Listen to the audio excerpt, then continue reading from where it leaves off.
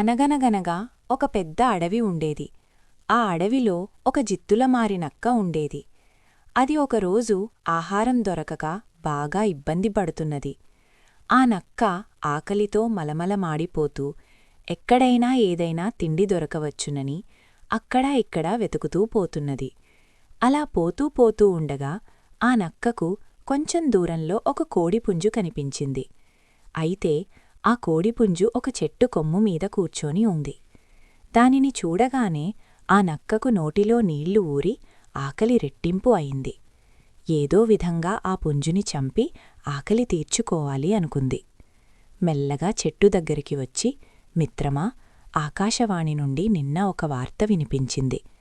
ఇక మీదట జంతువులన్నీ కలిసిమెలిసి స్నేహితులాగా జీవించాలట.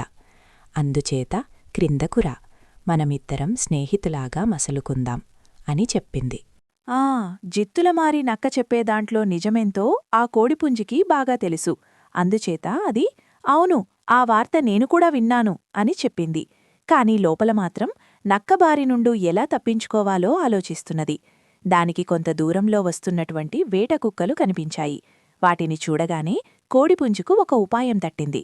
వెంటనే కుక్కు అని అరిచింది. ఆ శబ్దం విన్నటువంటి వేటకుక్కలు దారిని మార్చి కోడిపుంజువైపు రావడం ప్రారంభించాయి. అప్పుడు కోడిపుంజు జిత్తులమారి నక్కతో, అదిగో నీ స్నేహితులెవరో ఇటు వస్తున్నారు, వాళ్లను కూడా రాని, అందరం కలిసి అప్పుడు పండగ చేసుకుందాం అని చెప్పింది. జిత్తులమారి నక్కకు ఏమీ అర్థం కాలేదు.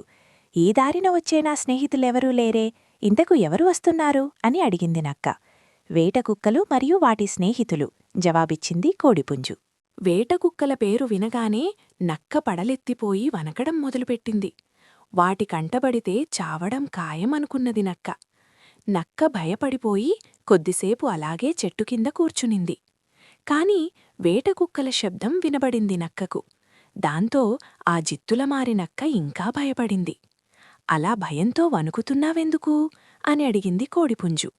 అందుకు నక్క, వాళ్లు బహుశా నిన్నటి వార్త వినలేదేమో అనుకుంటా అని చెప్తూ చెప్తూ పరిగెట్టి పారిపోయింది. మీకు మా కథ నచ్చితే లైక్ చేయండి, షేర్ చేయండి మరియు మా ఛానల్ని సబ్స్క్రైబ్ చేసుకోండి.